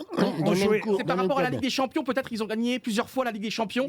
Sanchis, ils ont tous gagné la Ligue Champions League. C'est effectivement les trois seules familles où le père et le fils, à quelques années d'intervalle, ont gagné la Ligue des Champions. Bonne réponse de Johan Rioux. Est-ce que parfois vous êtes fiers quand vous avez de bonnes réponses? Dans le même Ah bah oui, club. moi quand tu me poses une question sur Mylène, pareil, je suis trop fier. Ah, vous voulez des questions sur Mylène Farmer, vous? Non, je suis déconnecté maintenant, ça y est. Et j'ai interviewé Paolo Maldini, c'est une des interviews les plus... J'ai cru que vous aviez interviewé Mylène Farmer. Et c'est grâce à une interview de Je me Paolo disais, elle a pas de bol, elle sort pas souvent. Faut qu'elle tombe sur Rioux. Et c'est grâce à une interview de Paolo Maldini que j'ai été embauché à l'équipe après 10 ans. C'est la vérité. Merde. Oui, est-ce que l'interview avait fait pas mal de bruit? Non mais c'est Comme beau. quoi, ils n'ont pas fait que du bien, ces gens-là. Mais effectivement, en tout cas, les familles Maldini, vous avez les prénoms des pères et des fils? Oui, Cesare Maldini, le grand-père, Paolo Maldini, le Paolo Maldini. Et maintenant, Paolo Maldini a un fils également, Daniel Maldini. Et les Busquets, Sergio Busquets qui joue à Barcelone. Et son père, c'était... son père, on l'appelait Busquets. Non, on l'appelait par... Carles Busquets. Carles Busquets, qui jouait gardien à Barcelone. Ouais. Très bien. Et les Sanchez? Manuel Sanchis, formidable défenseur du Real Madrid. Et son père, en revanche, j'ai pas le nom. Manuel Sanchis. Aussi, d'accord. Il s'appelait Manuel Sanchis. Et dans une semaine, c'est le match de l'année, 14 février, puisqu'on est mardi aujourd'hui. C'est le Paris Saint-Germain contre le Bayern Munich au Parc des Princes. Comment vous allez faire pour la Saint-Valentin? Parce que je vais commenter le match encore une fois. Oh, ça va être génial. Mais alors, votre rendez-vous pour la Saint-Valentin? Je commence un petit peu sur Instagram. J'ai peut-être une fille.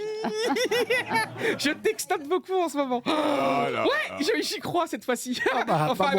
C'est marrant, moi j'y crois pas du tout. Mais réfléchis, c'est impossible. Alors en fait, c'est très bizarre parce qu'on s'est vachement écrit pendant quelques jours et puis là, elle m'écrit. Elle a été internée. Elle travaille très très loin. Vous avez envoyé une photo peut-être? Elle a été internée. Elle travaille très très loin à l'étranger, mais dès qu'elle revient en France, on se voit. Johan. Est-ce que vous avez demandé une photo? Mais on a beaucoup parlé, on parle beaucoup. Est-ce que vous l'avez vu en photo? Ah bah bien sûr, je sais qui. Et puis de toute façon, on a un compte Instagram et tout, et puis on est à bloc et tout. J'arrête pas. En fait, c'est bizarre, mais je peux pas tout vous raconter. Mais si, allez-y, oh là. Mais est-ce que parfois, est-ce que parfois, des mots, seulement des mots, ça peut vous donner une excitation? Oui. C'est extraordinaire. Oui, ça dépend qui les dit. L'idée qu'on dit un mot doux et il bande alors. Mais moi, je bande plus de téléphone dans le lit. Coton, laine, cachemire. Il dit je bande plus au téléphone que dans le lit. Prends un téléphone dans le lit. Non, c'est les mots qui l'excitent. Ah non, mais je t'assure. Il aime bien les mots attachants, corde, menottes. Mais ça me fait un effet incroyable. Je peux pas vous dire parce que elle fait un métier particulier, mais un jour, franchement... Comment ça, il fait un métier particulier? Non, mais je peux pas vous dire tout, merde. Et parce que... Bon, enfin si, vous pouvez nous dire quel métier elle fait. Non, mais...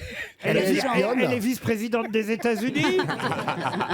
Vous allez lui cacher son cou. Mais c'est bizarre parce qu'on s'est écrit pendant 3 jours et boum, une nuit, depuis une semaine, elle me répond plus. Ah bon? Ouais. Alors peut-être. Parce qu'elle est un peu. Quel âge elle a? Elle est peut-être morte. Non, c'est la première fois qu'elle est plus jeune que moi parce que moi j'aime que les personnes âgées et là, franchement, elle est un peu plus jeune que moi. Il fait peur. Hein. Monsieur Berléand, vous le filmez? Mais pourquoi vous le filmez? Parce qu'ils en passent cet angle-là. Ah, François, attends, je viens de faire la bise, François. Encore. Ah non, Non. Il n'a pas demandé ça non plus, vous voyez. Prix Sainte-Rita. Ça veut dire quoi? C'est qui, Rita? Sainte-Rita, c'est les causes désespérées. Mais je suis sûr que je vais me marier, que j'aurai des Oui, enfants. c'est boulevard de Clichy. On te le souhaite. Laurent, vous serez au Les troisième enfants, rang, c'est pas Laurent. souhaitable, mais... Pardon. Vous serez dans les 3 premiers rangs, Laurent. Ah bah, je vous remercie, c'est gentil, oui. Mais dans les 3 premiers rangs de quoi? Pas de mon mariage. Ah, Ça sera dans quel zoo? Ça sera génial. Oh, j'ai tellement hâte. Oh. On dirait un petit garçon. Oui, parce que j'y crois encore. Mais remarquez, écoutez, puisque Valérie est libre, on ne sait jamais, Oui. hein, Valérie. Mais Valérie, elle me fait peur. Valérie, Tant mieux, continue à avoir peur. Parce que Valérie, elle est. C'est une montre religieuse.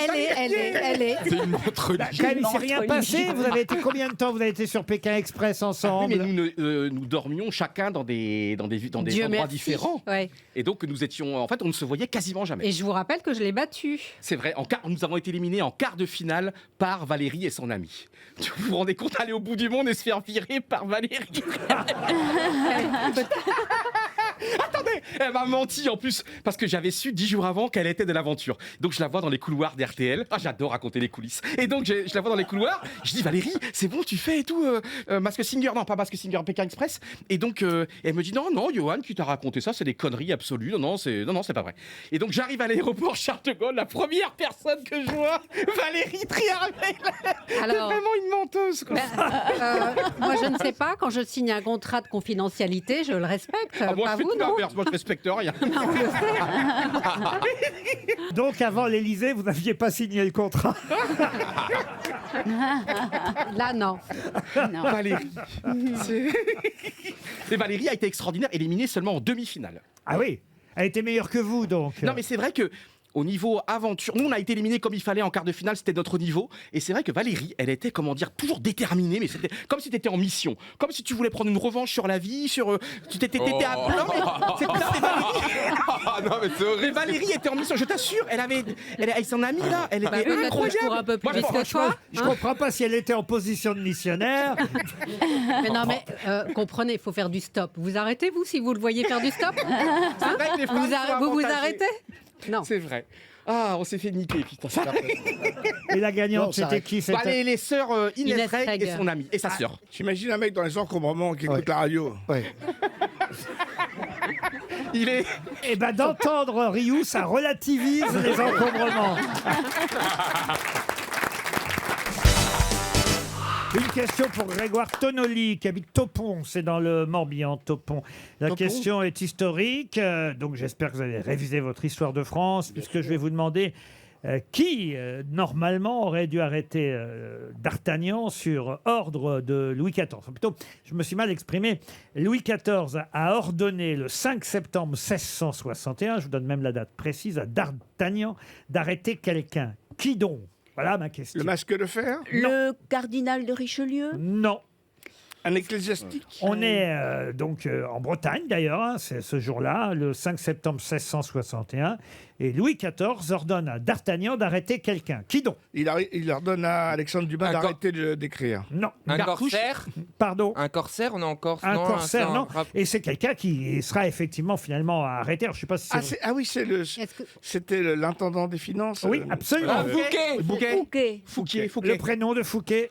René? L'intendant Fouquet. René Fouquet, non. Émile Fouquet? Émile Fouquet, non. Jean-Pierre? Non. Louis? Un nom un peu désuet aujourd'hui, un prénom désuet. François Fouquet. François Fouquet, non plus. Gérard Fouquet. Non, non plus. Stevie. Stevie. Ariel Fouquet. Stevie, c'est plutôt la Fouquet's Family. Ah, Jean Fouquet. Non, mais enfin, écoutez. Laurent Fouquet. Johan Fouquet. Alexandre. Non, non, bah, je vais vous le donner. Non, bah. non, continue. Ah bah comment ça on continue On l'a trouvé. Non, mais donnez-nous une piste. Pour un prénom, non mais c'est vrai que c'est pas normal que vous connaissiez. Jérôme. Non, le prénom du surintendant, c'était un des hommes. Mais oui. un Les des hommes- plus importants du royaume. C'était un des hommes les plus riches et les plus puissants du royaume de France. Oui, C'est pour et- ça qu'il lui a fait ombrage et c'est pour ça Marcel que Louis Fouquet. XIV a voulu Pardon, l'arrêter. J'ai la bonne réponse, Marcel Fouquet. Oui. Allez, Laurence. Ah, Laurent, pas Laurence. Laurent. Ah non, c'est... Ah, je suis heureux d'être là, que vous voulez.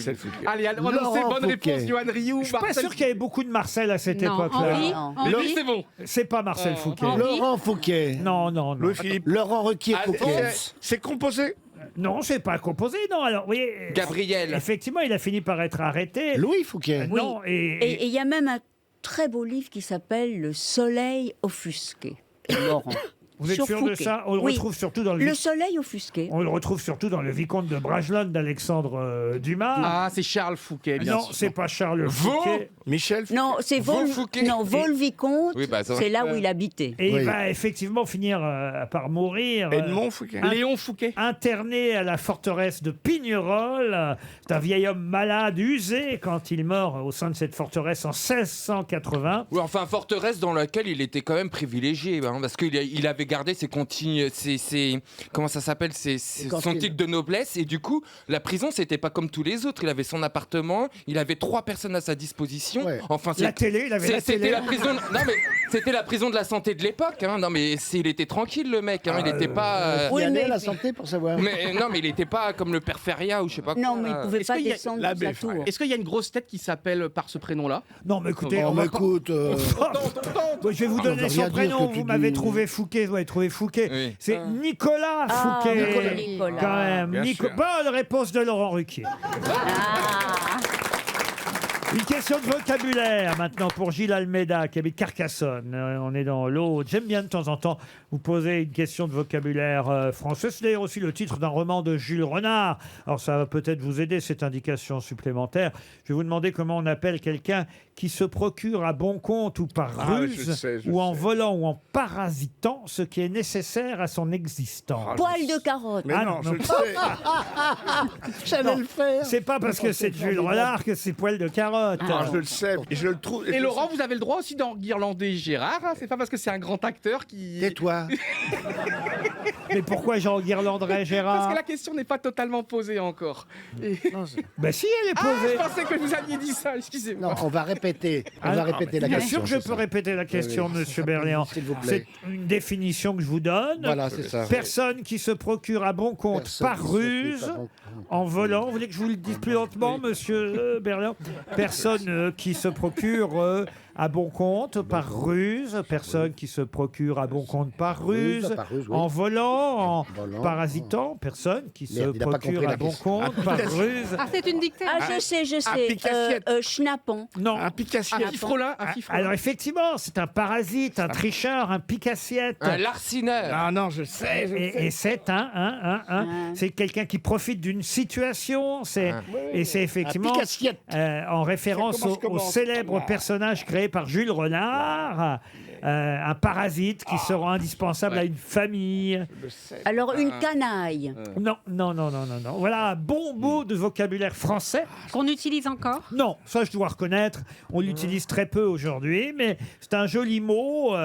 C'est d'ailleurs Jacques Duby qui l'a joué pour la télévision française, ce roman de Jules Renard, car il fut adapté à la télévision, et c'est Jacques Duby qui jouait le rôle de L'emboucaneur. ce pique-assiette, de ce tricheur, ce parasite, effectivement, qui se procure à bon compte ce qui est nécessaire à son existence. Est-ce que c'est un mot soutenu ou un petit peu commence aussi. par quelle lettre Qu'est-ce que vous appelez un mot Là. soutenu? Bah, par exemple, tocard, c'est pas un mot soutenu, mais c'est un Le français familier. quand même supérieur. Je vois pas ce que c'est qu'un mot Non. soutenu. Les cornifleurs. Un mot sous. Les Les cornifleurs. cornifleurs. Les cornifleurs. Bonne réponse de Gérard Junior.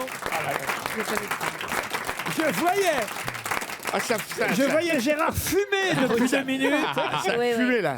Mais, en fait, vous venez entraîner votre mémoire ici. Totalement, je lutte. Je lutte. C'est la première émission anti-Alzheimer, les grosses têtes. Les cornifleurs, bonne réponse de Gérard Junior. C'est Clara qui va jouer avec les grosses têtes. Elle n'a que 22 ans. Clara, bonjour. Bonjour à tous. Bonjour, Clara. Quel joli nom. Je vais me permettre de donner votre patronyme parce que j'espère que ce n'est pas un nom d'emprunt, mais vous appelez Clara Champagne. Oh, c'est joli. Franchement, ça c'est chouette. Alors, Clara. Ouais. C'est vos parents qui s'appellent Champagne, j'imagine. Oui, bien sûr. Bah non, mais vous auriez pu même à 22 ans épouser un monsieur Champagne, mais non. C'est vrai. Mais non, c'est le nom de mon père. Et vous faites quoi dans la vie, Clara? Je suis comptable. Comptable. Comme vous? Comment ça? Vous êtes un ancien comptable. Bah oui, enfin j'ai changé, vous voyez, je sais pas si vous avez remarqué. Vous étiez comptable. J'ai jamais été comptable, j'ai fait des études de comptabilité jusqu'à ce que j'épouse un monsieur Champagne. Qu'est-ce que je raconte? Pardon, Clara. Clara, vous êtes prête évidemment à essayer de dénicher parmi les grosses têtes qui va vous dire la vérité sur les infos de ces derniers jours. En jeu, écoutez bien, une semaine de vacances. Ah, il y a longtemps qu'on n'avait pas offert ça. Une semaine de vacances sur le bateau, le boat, le fameux bateau de location pour naviguer en France sur les rivières ou sur le canal de votre choix. Vous vous souvenez de ce cadeau qu'on offre de temps en temps, Clara ? Oui, je me souviens. Bah voilà. Et c'est vous qui allez le piloter parce que c'est sans permis, je le rappelle, pendant une semaine avec toutes les personnes de votre choix. On peut être 4 à bord de ce bateau magnifique. On va vous former pour conduire le bateau, vous, qui vous voudrez, juste avant de partir. Et puis, on va vous laisser naviguer tout seul, comme ça, pendant le temps d'un week-end sur le canal ou les rivières de votre choix. Ça vous tente? Il faut gagner alors. Ah bah oui, il faut gagner. Vous irez vous inscrire sur leboat.fr. Est-ce que je prononce bien le boat? Oui, le boat. Le boat. Le boat. Voilà. À Marseille, ils disaient le ferry boat. Le ferry boat. Clara, attention, voici donc 6 infos, 5 fake news, une seule véritable info. On commence par Valérie Trierweiler. Grève des producteurs d'œufs. Emmanuel Macron a annoncé qu'il allait en profiter pour faire de nombreux bains de foule dans toute la France avant la fin de la semaine. Gérard Junior. 180 000 morts hier à travers le monde. La journée mondiale sans mobile a été mal comprise de nombreux assassins. Johan Rioux. Cinéma. Suite au carton du film Avatar et du très bon démarrage d'Astérix, James Cameron et Guillaume Canet ont décidé de s'associer pour produire prochainement Astérix et Obélix chez les Schtroumpfs. Ariel Dombal. Alors Clara, attention. En Espagne, un grossiste de sex toys a été victime d'un cambriolage. Au moins 8 vibromasseurs plaqués d'or 24 carats ont été dérobés. Le trou financier est énorme. Stevie Boulet. Elle n'ose même pas dire trou. Je reprends C'est mes trou esprits. financier qui vous a dérangé. Non mais écoutez, vraiment. Stevie. Séisme de 7,8 en Turquie et de 7,5 en Syrie. 98% des moins de 24 ans interrogés sont persuadés que 7,8 et 7,5 n'est pas la magnitude des séismes, mais leur note sur TripAdvisor. François Berléand pour terminer. C'est horrible, tout ce qu'on dit. Oui. Selon une étude, les capacités des collégiens se dégradent suite à des tests sportifs. Les chercheurs se sont aperçus que les enfants d'aujourd'hui couraient moins vite que ceux du même âge il y a 30 ans.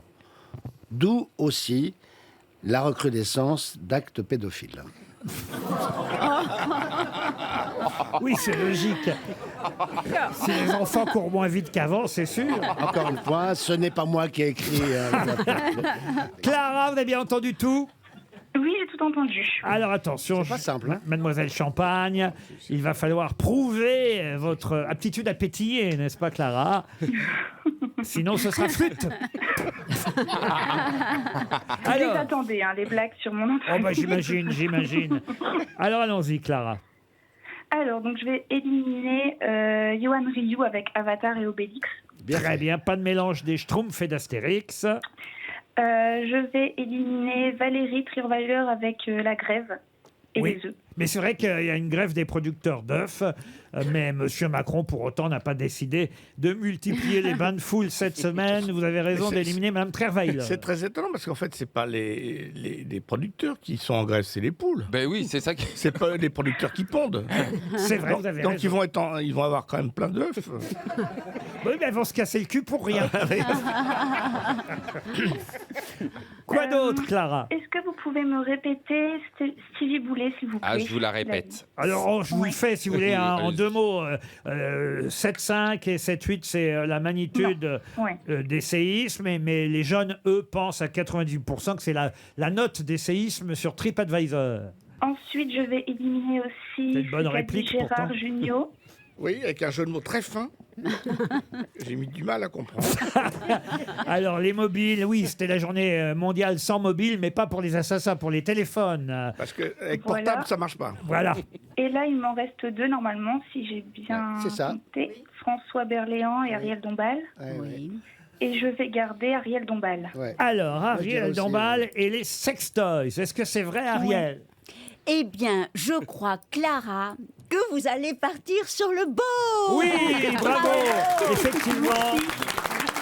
Merci. C'est un grossiste espagnol de sextoys qui s'appelle Dreamlove, qui s'est fait voler 8 vibromasseurs de luxe, plaqués or 24 carats. Bon, je ne savais pas qu'il y avait des sextoys qui étaient plaqués or. Ah bah si, rappelez-vous, Madame Bettencourt, sur sa table de chevet, elle avait un god en or. Bon, enfin, écoute. Vous êtes sûr que c'était pas Sarkozy avec sa Rolex? Non, c'était Liliane Bettencourt. Regardez la photo, quand elle est dans sa chambre, il y avait un god en or. Je crois que c'était celui de son mari, d'ailleurs. Ah non, mais vraiment. Regardez, et vous vous rappelez pas de cette histoire? Bah non, c'était pas on en une a sculpture. parlé même ici de cette statue. Il y avait un god. Bah, c'est une statue. Non, bah, c'est un god posé sur. Non, il a ça, mais c'est un César. Mais je comprends pas un truc parce qu'on est d'accord. Les hommes n'ont pas besoin de god. Il n'y a pas de god pour les hommes, c'est uniquement pour les femmes. Pour, Mais bah, tu comprends pas? c'est Qu'est-ce quoi que tu comprends pas Bah, dans le... l'homosexualité, à votre avis, qu'est-ce qu'on fait? Je sens qu'on va enlever la selle Voilà. du vélo Oui. pour qu'ils comprennent avant la fin de l'émission. Mais comment? Non, mais c'est vraiment un puceau de première. Non, mais c'est t'es grave. Oui, invraisemblable. mais tout seul, un homme tout seul, il faut qu'il fasse tout ça. N'insistez pas sur les détails. Voilà. Oui, il y a Ariel, on passe. Oh, oh, c'est pas l'ex-actrice du porno dans les films de Fifi qui va nous donner des leçons, mademoiselle Non, c'est Dombal. d'abord une actrice de charme. Ouais. Oui, oui. Vous avez gagné, Clara Champagne. Mais oui. Merci. Je vous conseille le canal du Midi. Ah, c'est vrai? Ah, c'est magnifique. On vous embrasse, Clara, et bravo pour votre perspicacité. Je n'ai pas de question, parce que j'imagine que vous avez déjà la réponse à la question que j'avais envie de vous poser. À quoi sert ce vélo qui est à côté de moi? Mais on a un peu vendu la mèche. À pédaler dans la première heure. Oui, on peut pédaler sur ce À faire de vélo. l'électricité. Et effectivement, comme c'est la Green Week sur RTL et sur M6 cette semaine, la semaine verte, la semaine écolo, j'ai entre les mains un smartphone sur lequel il y a une application qui s'appelle What's Good, What's comme des watts, good parce que c'est du bien pour la planète. Ce qu'on va faire maintenant, on va effectivement économiser de l'énergie. RTL va faire des économies d'électricité. C'est-à-dire que notre émission pourrait exister si quelqu'un avait suffisamment de force pour pédaler pendant 2h30. Bon, on n'a pas voulu le faire dès le début de l'émission parce qu'on avait envie d'aller au bout. Mais monsieur Rioux, est-ce que vous voulez bien vous déplacer sous les encouragements du public, évidemment? Allez, yo-yo. Alors, vous allez monter sur ce vélo. Moi, je vais effectivement aller sur cette application What's Good. Attendez, j'ai tombé là. Je vais finir dans vos bras, Laurent. Ah non, bah ça, parlez pas de malheur. Et je vais expliquer en tout cas qu'il y a 3 possibilités. Vous choisissez laquelle, monsieur Rioux? Il y a pour 10 minutes, c'est, on va dire, le défi, c'est pas Versailles ici. Pour 6 minutes, ça va permettre d'utiliser les 6 micros du studio pendant plusieurs quarts d'heure. Ça fait un bruit de fou, ça. Et ça fait du bruit. C'est pas pratique pour la radio, voilà. Et en plus, alors ça là, change voilà, c'est parti. Hein. On a Allez, pris 10 minutes. Ah non, fait, pas 10 peut-être- minutes, non. Non. Allez, on lance la pub et c'est parti. Johan Rioux, nous sommes à la veille de l'arrivée aux Champs-Élysées. Nous sommes dans l'étape décisive de montagne. C'est terrible à voir. Je le dis. Nous sommes à l'Alpe d'Huez. Johan Rioux est deuxième du Tour de France. C'est l'héritier naturel de Bernard Hinault, dernier vainqueur du Tour de France en 85. Johan Rioux a 45 secondes à remonter sur Thibaut Pinot qui est deuxième. Thibaut Pinot est en difficulté. Johan Rioux ne voit plus Thibaut Pinot derrière. Johan Rioux accélère. Est-ce que je peux placer un mot, monsieur Rioux? Non, Laurent. Nous sommes à 2 km du sommet. La France attend ça depuis 45 ans. Johan Rioux est en tête. Regarde Valérie. Je le dis aux auditeurs, vous loupez quelque chose. Mais comme nous sommes filmés par Paris Première, c'est moi qui prends, Junio. J'accélère. Junio est en train de... Gérard est en train d'envoyer sa gourde sur... Nous sommes à 1 km 500. Johan Rioux n'a plus que 14 secondes de retard en classement général sur Thibaut Pinot. Il va le faire. Vous êtes à 40 km/h. C'est vrai? Oui. Attendez. Mais c'est incroyable, c'est un moment historique de l'histoire de France. Le Tour de France a trouvé son nouveau héros. Taisez-vous parce que... Attendez, j'ai mal à la couille droite. Taisez-vous. Ah, donc il en a. Monsieur Rioux, taisez-vous parce que ce qui est amusant, c'est que sur l'application, je peux augmenter la difficulté. En faisant plus, voilà, regardez. C'est dur. Ah bah c'est l'Alpe d'Huez, hein. 14%. Alors, la montée est à 14%, Laurent Ruquier veut me tuer. Il aura un morceau de la conscience. Je précise que la start-up qui développe ces vélos est une start-up solidaire qui est à Montreuil dans le 9-3 et ça permet effectivement d'utiliser le sport On est sur l'Alpe d'Huez. pour en faire de l'énergie. Plus que 3 virages, Laurent. Est-ce qu'on peut couper le micro de Rioux? Ce sera pas plus mal. Et voilà, continuez à pédaler. Mais on peut recharger son smartphone. Et nous, comme ça, on va pouvoir continuer à faire l'émission uniquement grâce à l'énergie déployée par Rioux. Est-ce que vous pouvez continuer pendant l'invité mystère? Il est déjà épuisé, le pauvre. Allez, Lolo. Avec un peu de chance, il va crever. Encouragez-moi un peu, là. Allez, Ariel, viens là. Allez, Ariel Dombal qui est là, qui a fait des classes. Attendez, je vais augmenter la difficulté sur l'application. Ah, je peux pas augmenter. Bon, je vais baisser alors. Il mouille. Regardez, là, c'est plus facile. Et on peut recharger son En fait, en smartphone. appuyant sur plus et moins, on augmente la résistance au pédalage et ça transforme l'énergie en électricité. Et là, à la vitesse où il va, là, non seulement il est en train de donner de l'énergie à RTL, mais à tout Neuilly-sur-Seine. Allez, Lolo. Je suis le héros. La ligne d'arrivée est là. Johan Rioux qui gagne. Ça y est. Il montre son sponsor. Est-ce qu'on peut éteindre ce vélo? J'en peux plus.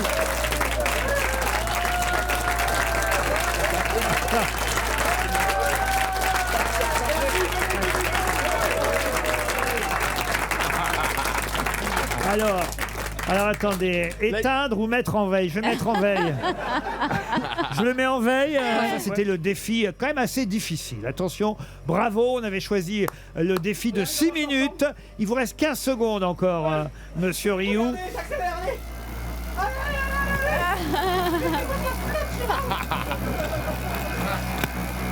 Là, il est en train... Il a joué là. Quand je pense que pendant ce temps-là, il y en a qui marchent pour les retraites dans Paris. Là, c'était la retraite des cadres par Johan Rioux. Merci à l'application What's Good. C'est la semaine verte sur RTL, la Green Week.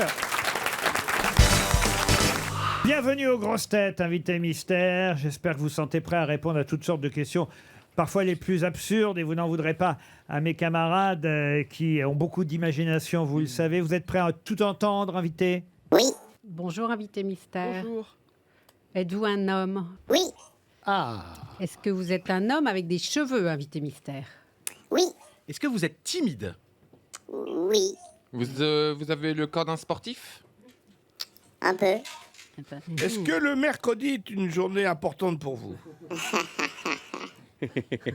Ah bon? Qu'est-ce que c'est que ce rire? La réponse, Le mercredi. la réponse? Oui. Bon. Est-ce que vous jouez d'un instrument? Non.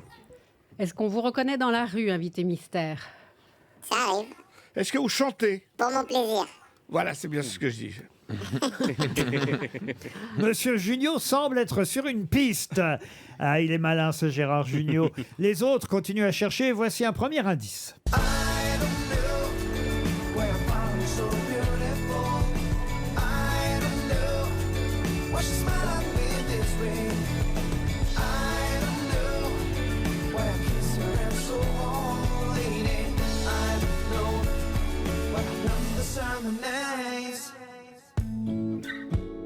Vous reconnaissez cette chanson, évidemment, Invité Mystère? Oui, oui, oui. Vous la reconnaissez, cette chanson? Bien sûr. Rassurez-moi. Ah. Est-ce que vous écrivez dans le cadre de votre profession?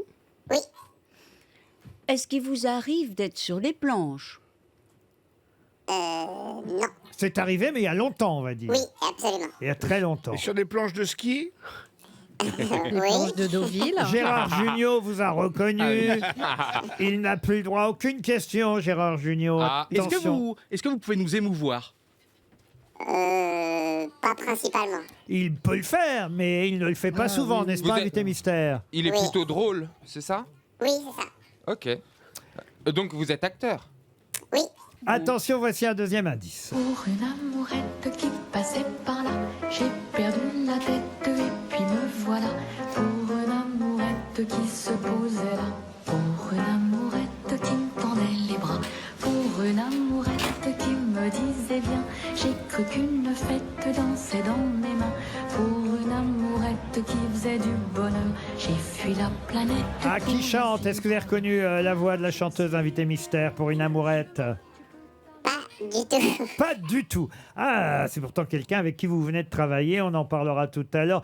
D'accord, oui, oui, d'accord. Stevie propose Jérôme Commandeur. Vous n'êtes pas Jérôme Commandeur. Vous allez me le faire parce que depuis le début, vous me proposez Jérôme Commandeur. Ah oui, c'est vrai, j'ai dit tout à l'heure. Pour oui. les citations Oui. aussi. Ah ouais. Et C'est pour une la erreur. valise, c'était pas Jérôme Commandeur non plus, je vous le dis. Johan Rioux vous a lui aussi identifié. Bravo Johan Rioux, il va se taire, c'est pas plus mal. Voici un troisième indice.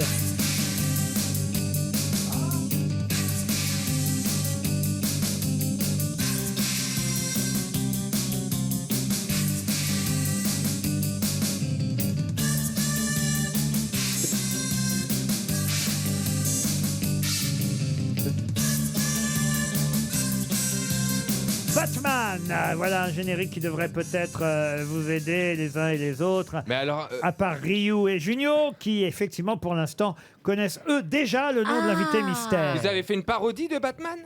Oui.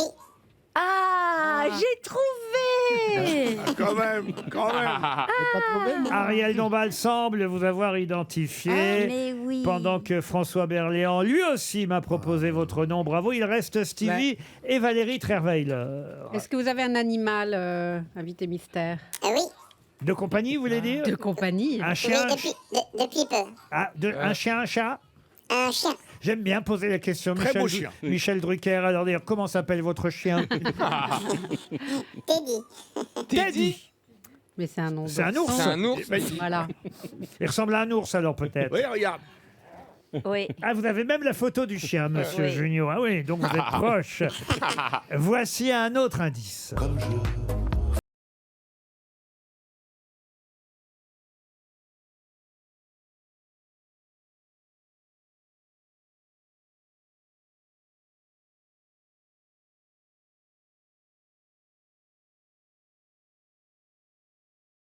Votre beau-père dans le film qu'on entend chanter Invité Mystère, vous l'avez Ah, je reconnu? savais même pas qui.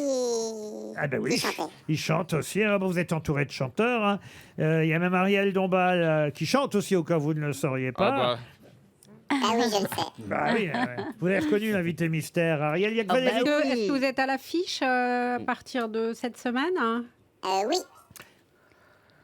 Bon, moi, je peux dire qu'il est très talentueux. On l'a Oui, le bah droit. d'accord, oui, mais enfin bon. Il est beau. Ah bah oui, Stevie. Ah, alors j'allais donner un nom, ça marche pas.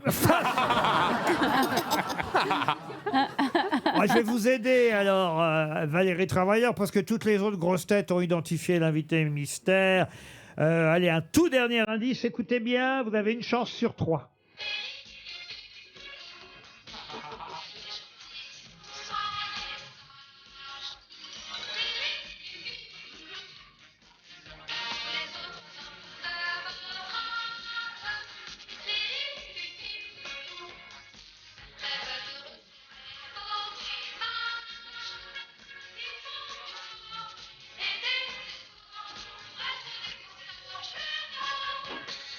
C'est pas les Castors Juniors, hein, c'est les Castors Juniors. Chantal Goya qui chantait Riri, Fifi, Loulou. Bon, comme Loulou Gasté n'est plus de ce monde, comme on connaît pas de Riri, évidemment, c'était le troisième indice qui était le bon, mais on peut peut-être quand même donner son prénom et son nom en entier. Notre invité mystère, c'est Philippe Lachaud. Philippe Lachaud qui nous rejoint pour la sortie demain du film Alibi.com 2. J'imagine qu'à la veille de la sortie du film Alibi.com numéro 2, il est à peu près dans le même état que était Ryu tout à l'heure quand il est descendu de ce vélo. C'est-à-dire qu'il est au bout de sa promo. Ouais, non, j'aime pas je redoute demain, voilà. J'ai qu'une hâte, j'aime pas les soirées, enfin les journées chiffres. Ah oui. Tu sais, moi j'aime ce qui est avant, on crée, on fait des films, on fait rire les gens. Hier, on a fait une avant-première folle au Grand Rex, voilà, c'est ça que j'aime bien. Triomphal hier. Ouais, c'était assez incroyable. Et c'est vrai que vous devez plus en pouvoir de parler de votre film. Moi d'ailleurs, j'en peux plus de vous poser des questions. Ouais, ça fait 3 fois. C'est la 3e fois. Mais oui. Mais c'est un plaisir parce qu'évidemment, je l'ai dit, j'ai adoré cette comédie qui va faire rire les Français là-dessus. On n'a aucun doute. Hein, ces dernières semaines, on a eu des expériences parfois heureuses ou malheureuses, mais en tout cas des avis mitigés. Là, quand même, le bouche à oreille dit que ça devrait être la comédie qui va réunir les Français dans les salles de cinéma. Et ça vous fout la trouille parce que c'est vrai que si tout le monde s'est planté. Mais c'est ça. En vous disant ça et que demain ça marche pas. Eh oui, peur d'être déçu, tu sais. Donc voilà, En fait, on devrait dire c'est pas terrible, mais allez-y quand même. Comme ça, tu peux que être surpris du bon côté. Ça sent le bide. Non, ce film est génial. Alors, Moi, je l'ai revu hier, c'est génial. Si vous avez vu le 1, vous adorerez le 2, ce qui n'est pas toujours le cas. Si vous n'avez pas vu le 1, vous pouvez aussi aimer le 2 parce qu'il n'y a pas besoin d'avoir vu le 1 pour comprendre le deuxième, même si effectivement cette société où il s'agit de fournir des alibis à des clients était un peu en sommeil et elle va revivre à l'occasion de votre mariage. C'est ça. Bah, ça raconte, si je pitch 2 secondes, mon personnage va demander sa fiancée en mariage. Sauf que qui dit mariage dit présentation des familles. Mes parents sont infréquentables, joués par le grand Gérard Jugnot qui joue un escroc. Non. Inspiré un petit peu de la vie réelle. Et ma mère, interprétée par la sublime Ariel Dombal, qui est une ancienne actrice de charme. Donc j'assume pas de les présenter. Donc je me retrouve face à un dilemme. Soit présenter mes vrais parents au risque de gâcher le plus beau jour de la vie de ma future femme, soit rouvrir la société d'Alibi une dernière fois pour louer les services de faux parents. Qui est rigolo, évidemment. C'est comme dans un vaudeville, en fait. Hein. Ça pourrait être une pièce de théâtre, sauf qu'il s'y passe beaucoup plus de choses qui peuvent se passer sur une scène de théâtre, parce qu'on en prend quand même plein les yeux, tellement il y a de gags et tellement il y a une mécanique, je dois dire, inventive, qui fait que plus on avance, on peut avoir au début les 5 premières se dire, mais où est-ce qu'il va nous emmener, et plus ça va, plus on avance, plus c'est de la folie. Voilà. Et comme on aime les films qui nous entraînent dans une telle folie, on ne peut que rire au bout du compte avec cette famille que vous êtes créée, parce qu'il y a votre bande, certes, Fifi, Philippe Lachaud, il y a Élodie Fontan qui joue donc votre promise, il y a Julien Ruti et Tarek Boudali qui sont vos copains avec qui vous allez évidemment tenter de trouver des alibis. Mais il y a effectivement, alors d'abord un couple qui était déjà là, c'est le couple Nathalie Baye et Didier Bourdon qui jouent vos beaux parents, hein, c'est bien ça. Et d'ailleurs, c'est Nathalie Baye qu'on a entendu, si on peut réécouter. Et j'ai reconnu après. Passé par là, j'ai perdu la tête et puis me voilà pour une amourette qui se posait là, pour une amourette qui me tendait les bras, pour une amourette qui me dit. Ça, c'est Belle Maman. Et Beau Papa, c'est bien Didier Bourdon qu'on écoutait tout à l'heure chanter Comme je vous envie. Vous envie de tenir sur un avis. Je vous écoute et je me dis qu'après le beau temps vient la pluie.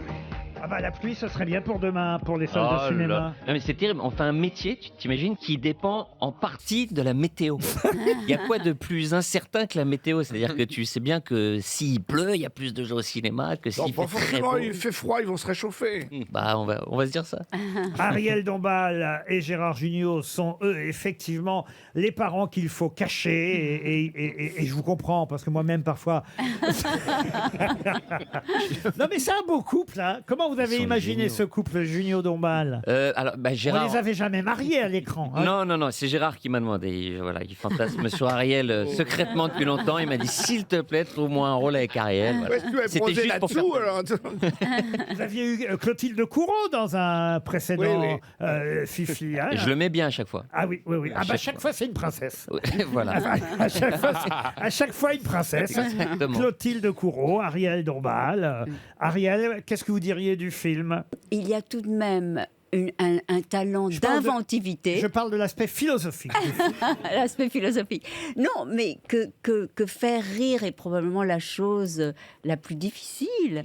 Et qu'au cinéma, arriver comme ça à mettre les salles en liesse, en joie, dans une espèce d'euphorie incroyable, c'est quand même un tour de force. Et on se disait, avec Gérard, qu'il y a derrière beaucoup d'inventions d'écriture et de précision technique et de beaucoup de travail. Et ça donne un résultat formidable. Vous étiez au Grand Rex hier, vous aussi, Ariel? Oui, j'étais au Grand Rex et c'était une salle, mais survoltée. Moi, j'ai jamais entendu une salle rire autant depuis très longtemps. Monsieur Lachaud, j'ai une petite question. Est-ce que quand Vous les n'êtes pas obligé de répondre, monsieur Lachaud. Non, mais ça, c'est les quiz de quelqu'un qui Concernant ne le connaît vélo. pas le cinéma. Est-ce que, par exemple, vous leur avez fait passer un casting à Gérard et Ariel? Oui, bien sûr. Ou vraiment, on les prend direct sans... Ou quand même, vous avez fait un petit entraînement, une petite scène avant? Non, il y a eu zéro casting. Je sais que je voulais eux pour le rôle et c'était pas des deuxième ou troisième choix. C'était eux que je voulais en premier. Et vous n'avez pas voulu Yoann Rioux? Si, mais ça a été coupé à l'écriture. Oh, ça pourrait, parce qu'il y a certains guests qu'on voit très peu de temps dans le film. Je pense à Patrick Fiori. Il y a aussi Pascal Obispo qu'on voit au début du film. Gad Elmaleh. Mais alors, on peut citer Gad Elmaleh, qui a une séquence qui pourrait d'ailleurs être... c'est ça aussi qui est amusant dans ce film, c'est qu'il y a évidemment la trame, la mécanique du film, le scénario du film. Puis de temps en temps, il y a comme des mini-sketchs à l'intérieur du film. Oui, je les remercie parce que forcément, Gad, il a un pouvoir comique si fort que là, on raconte que Alibi.com a tellement de succès en France qu'ils ont ouvert une filiale marocaine qui s'appelle Habibi.com. Et donc, forcément, interprété par Gad, c'est beaucoup plus drôle que ce que nous, on avait écrit. Que dire de plus? Moi, en tout cas, je suis au bout. Oui. Merci, Laurent. Merci, Laurent. Mais en plus, j'ai encore une question. Non seulement c'est drôle, mais je trouve qu'il y a une petite... il y a toujours un peu d'humanité dans les films de Fifi. Ah oui. Là, vous allez voir, parce que vraiment, Ariel, par exemple, et Gérard, on savait, mais Ariel, moi, que j'ai vraiment découvert, j'avais jamais tourné avec elle, qui est une très très bonne actrice, dans la comédie et dans l'émotion. Mais vraiment. C'est un plaisir. Philippe, you're a love. Voilà, vous avez vu comment il lui a dit ça? Moi, je serais de lui. Je vais écrire la suite. Mais c'est sa mère. Il est père de famille, Ariel. hein. Et j'adore sa fiancée, qui est aussi une très fine et gracieuse actrice. Et c'est beau que vraiment. vous teniez aussi longtemps parce que dans ce On cinéma. vous a rien c'est demandé, pas vous simple. Ouais, mais c'est pas simple de durer l'amour dans ce milieu. Et c'est beau que vous duriez. C'est beau. Il faut effectivement... Ça il a- fait combien d'années, Philippe? Plutôt que le nombre d'années, on pourrait citer le nombre de millions qu'à chaque fois ils ont attiré dans les salles de cinéma, parce que c'est absolument hallucinant. À chaque fois, les scores que vous faites, et on vous souhaite la même chose, on croise les doigts pour vous demain dans les salles de cinéma, voire même plus, mais en tout cas, déjà des millions et des millions, ce serait pas mal. Plusieurs millions de spectateurs dans les salles de cinéma pour Alibi.com 2, qui, vous l'aurez compris, au cas où je ne vous l'aurais jamais dit, sort demain, et vraiment on vous encourage à aller rire dans les salles de cinéma avec la bande à Fifi. Merci Philippe Lachaud. Merci infiniment, Laurent. Merci. Et à bientôt évidemment sur Paris Première. On vous remercie tous. Merci.